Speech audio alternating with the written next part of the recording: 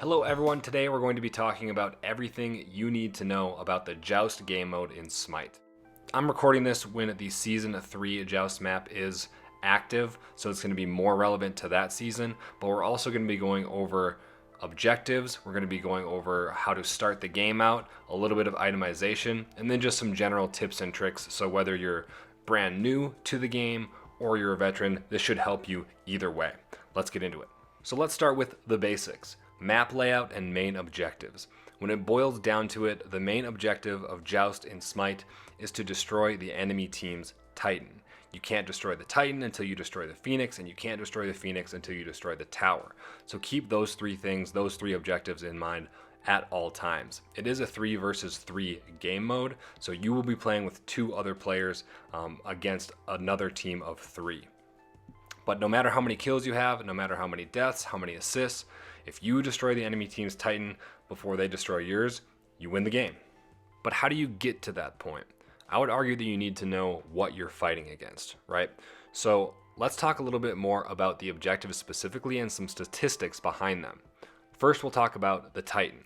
The Titan starts out with 10,000 health at the start of the game. That goes down to 8,000 if a Phoenix dies in front of it. Its initial damage that it's going to do to you is 395. That's physical damage, very important for later on. Hit scaling, it does 20% more damage on each hit. It has 30% built-in penetration, 135 physical protections, 75 magical protections.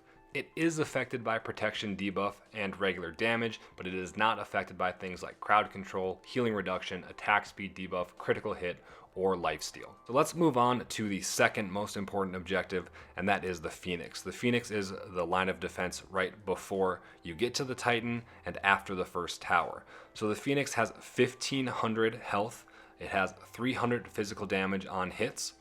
It has a physical protection of 125 built in, a magical protection of 125 built in, and each player gets a reward of 100 gold when you destroy the Phoenix. Now there are some extras with the Phoenix that are important to remember. The tower has to be destroyed to do damage to it. It will respawn to 25% health after 4 minutes after you kill it, and it will regen health over time up to a total of 50% if you leave it and don't continue to damage it. Not to be overlooked, when you do kill the enemy team's Phoenix, you also spawn fire minions, which are an enhanced type of minion that help you push and be more aggressive. The last main objective we'll be going over right now is going to be the tower. Tower is the first line of defense before you get to the enemy team's Phoenix, and they have a little bit more straightforward stats. They have a health pool of 2,000. They have 215 damage on their attacks, 125 physical and magical protections. There's a gold reward of 75 when you kill the tower, a XP reward of 100 when you kill the tower. That goes to each teammate. And they are immune to most abilities. So the main point there is these towers need to be taken down with basic attacks for the most part. So now that we've gone over the main objectives, what are all these other icons on the map? Well, I would consider these secondary objectives. Theoretically, you don't have to get any of these at all and you could still win the game, but these are going to be things that help you along the way and make it easier for you to take Tower, Phoenix, and Titan. The secondary objectives on this map are Blue Buff, which gives 25 MP5 and 10% CDR, cooldown reduction. The Red Buff, which increases physical and magical power by 20%, provides 10 magical power if you're a magical god, or 5 physical power if you're a physical god. The Mid Camp, which is not listed on this map, but it actually gives 150 XP and 26 gold. And lastly, the Jungle Boss, the Bull Demon King, which when you kill it, it disables the enemy tower or Phoenix, whichever one is the furthest up. So it helps you push those objectives, or if somebody's turtling under their Phoenix or tower, you can actually try to pull them out by going to the Bull Demon King and forcing them to fight there. So now that we know about all the objectives on the map and what the map looks like, let's get into some gameplay implications. The first thing that you are going to want to know about is the early game in Joust. And I would argue that it starts right here on the loading screen. When you're loading in, you want to look at your team's composition and you want to look at the enemy team's composition and start to make some decisions on what items you think you're going to need before you even load into the game. As you can see in this example, I am Bacchus. The enemy team, we have a Sylvanas, a Naja, and a Baron Samedi. All three of these gods that I'll be playing against have some sort of heal in their kit, so I'm most likely going to want anti-heal at some point. Maybe that's the first item I want. Sylvanas is magical, Naja is physical, and Baron Samedi is magical. So I'm also going to probably want to prioritize a magical defense item before a physical defense item. If I was a hunter and I was playing against 2 tanks, let's say, then maybe I want to prioritize some penetration first and foremost right away. Just little things like that will help you once you actually load into the game, because once you load in, the timer starts ticking down. This is what it looks like when the game first starts. You load in and you have 45 seconds to get started. So that means you need to build your items, your relics, any potions you want, and then get out there. Because once that timer hits 0, that's when minions start spawning, and that's when the game really starts. Now I'm going to fast forward to a different game. You see here the timer is counting down from 10 seconds to 0. I have my starter item. I have another item that I got started with the gold that I had, and then I also have my relic ready to go. If I had potions, those would be there too, but I didn't do that in this game. I'm going to turn around and show you where the minions actually start. So they start right between your Phoenix and your Titan. As you're walking up to lane with your minions, look at your blue buff, look at your red buff. You'll see that they spawn at about 10 seconds. This is probably the most important decision you have to make in the early game right now. You need to decide whether you want to fight at red buff right away, go for it, clear minion wave, or take your blue buff, which is safe, but most times will put you behind. You want to keep an eye on the lane as well to see where your enemies are, to see if you want to fight in lane or if they're already at red, just waiting to ambush you. If you get red early, it will put you at an advantage because your damage dealer is going to be dealing more damage already than the enemy team. This isn't a great example of an early team fight because I am playing against bots in this match, but you see what happens here is we end up fighting in the middle of the lane. They get a kill, we get a kill, and then we do end up finally killing this Vulcan. So what you want to do after that first fight, especially if you win the fight, is you want to push your lead. You already have an advantage. You're pushing their minions in. Now go get red, go get blue, get a buff that's going to put you even further ahead. This map, you're able to snowball a lot more easily, and snowballing is when you have a lead, getting a bigger lead and just continuing to build on that lead as time goes on. So make sure that if you win a fight in lane, you're checking out all the camps. If there's something that's up that you think you can take, go take it. If not, back, build an item, use your time efficiently. Also make note of when you're killing some of these camps. Look at when they're going to come back up and make sure you're aware before you fight next or before you back next that you're not just giving up camps unnecessarily. Now you see, because I took those camps and the other team wasn't there, I'm at level 5 already. That is a huge power spike in Joust. If I'm level 5 and the enemy team isn't, that means that I can ult. Your ultimate is one of the best tools that you have for almost any god, so if you have that tool and the other team doesn't, you want to make sure that you're taking advantage of it. Plus, it's usually a huge power spike in general. Let's talk a little bit about the mid game in Joust. You can't rely on the timer to tell you when the mid game is in Joust, because you could have a bunch of early kills that resulted in early towers, or it could be a very defensive minded game where there's no kills at 10 minutes. So I would call the early game where you have both towers. I would call the mid game where a tower is down or 2 towers are down and you have one or both teams kind of pushing for the Phoenix to get that next objective down. The mid game is different than early because early you only have a few decisions you can make to kind of start the game off. But once mid game happens, you have a lot more options. There's more jungle open. There's more opportunities to get caught out on the other side of the map. If you're behind, you have a better opportunity to come from behind if you make good decisions, or if you're ahead, you have a better opportunity to lose that lead if you make bad decisions. One of the secondary objectives that becomes a lot more important in the mid game in Joust is the Bull Demon King. If you're having trouble fighting inside the enemy's Phoenix or inside the enemy's tower, the Bull Demon King will actually completely eliminate that tower or Phoenix from dealing damage to you. So just like the main objectives, I wanted to go over some of the actual stats behind the Bull Demon King. He starts out with 3844 health and gets 216 per minute. His basic damage does 140 physical damage. His special damage, which is that line and knock-up ability, does 400. He has 25 physical and magical protections. He has built-in 75% lifesteal reduction. Once you kill the Bull Demon King, you get 90 seconds where that front structure is disabled, and your team also gets 4% HP5 along with 2% MP5, which means you're gaining 4% of your total health per 5 seconds and 2% of your total mana every 5 seconds. So this is a key objective because it gives you the advantage with a lot of those things compared to the enemy team not having them. Now, as you can see in this example, I'm able to walk directly into the range of the Phoenix without it attacking me.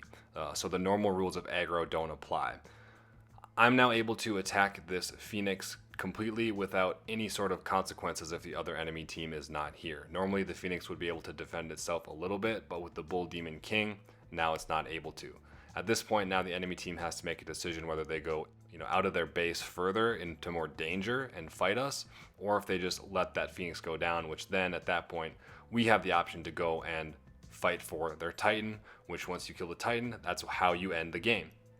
So you can see why having that Bull Demon King buff gives you an advantage versus not having it. The last piece of the puzzle when it comes to Joust is the late game.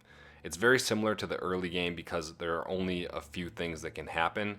Late game, you're either getting aggressed on your Titan, or you're trying to push the enemy team's Titan and kill the Titan and win the game.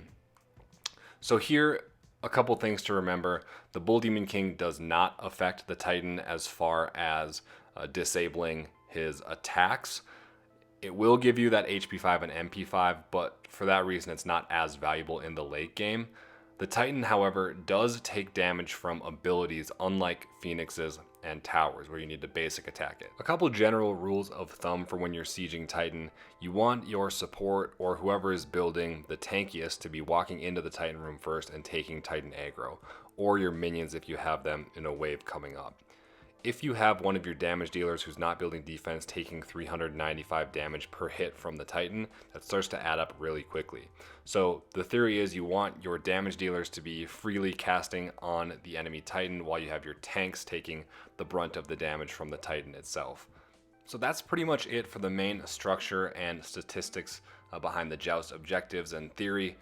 Now, I wanted to give you a few extra tips and tricks that I didn't really think fit anywhere, but I do think make a difference in the ability to win Smite Joust games. So, in no particular order, here they are. Tip number 1 is to remember that all objective damage is physical. Why is that important? Well, no matter if you're getting hit by the Tower, the Phoenix, or the Titan, you're taking physical damage. That means an item like Sovereignty that gives you and your teammates 15 physical protections helps you stay inside those objective fights for a little bit longer.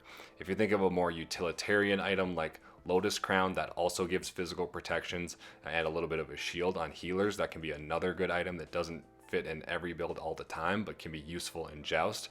Or if you want to be a little bit more selfish as a mage or somebody who just needs a little bit more lifesteal, you could also get Vampiric Shroud, which has another 15 physical protections on it. So if you can survive a little bit longer within those objectives, it can allow you to win those fights that maybe you wouldn't have otherwise. Tip number 2 is to use walls to your advantage. In this specific Joust map, you have a lot of corridors, you have a lot of camps and walls that are very close to lane, and it allows you to pick gods that can kind of abuse that mechanic. You have a Bacchus that can jump over a wall into lane and surprise the enemy team. Maybe you have a Thoth that can hit abilities through walls. It also allows you to be safe in certain situations and get away from abilities, or vice versa. It allows you to corner your enemies in places that they're not expecting. So study the map, make sure you know where the walls are that you want to take advantage of, and then make a game plan around that. Tip number 3 is one you're probably going to hear in every single game mode in Smite, and that is use wards. I think they're a little bit less important in Joust, but that doesn't mean that you shouldn't use them at all. Putting wards down gives you vision over pieces of the map that you wouldn't have before. There's also sentry wards that you can put on the Bull Demon King that allows you to eliminate enemy wards. And when it comes down to it, if you have more vision of the map than your enemy team, you have more information and you can make better decisions on whether to engage or disengage based on the information that you have and your enemies don't. Tip number 4 is to start to internalize buff and objective timers. So the blue buff, the red buff, once you destroy them, they're going to regenerate or start to regenerate again after 180 seconds. So remember, whatever time you destroy them at, add 3 minutes onto that. That's when they're going to be up next. The Bull Demon King takes 5 minutes to respawn, and then the Phoenix takes 4 minutes to respawn once you kill that. So if you know these timings, you can be better prepared for when you need to leave lane, when you need to get out of fountain and hurry up somewhere so that your enemy team doesn't take the objectives right underneath your nose. Tip number 5 is to know how aggro works when it comes to objectives. So structures have pretty specific rules when it comes to prioritization of targets. The first enemy god or minion to enter the structure's attack radius is going to be targeted and is going to continue to be targeted until that target dies or leaves the range. If both minions and gods are in the range of the structure, the minions will be targeted first. If a current god leaves aggro range, the priority will actually default to minions. If all minions are dead, the structure will then actually start to target the nearest enemy god. If an enemy god within the structure's range deals damage to an ally of the tower, one of the gods that's protecting the tower or the phoenix or the titan will actually start to automatically target the person who is fighting within their range. And then lastly, if multiple enemy gods enter the structure's range, the first to enter is going to be targeted and is going to continue to be targeted regardless of the other god's actions, no matter what, until that first god is dead or out of range.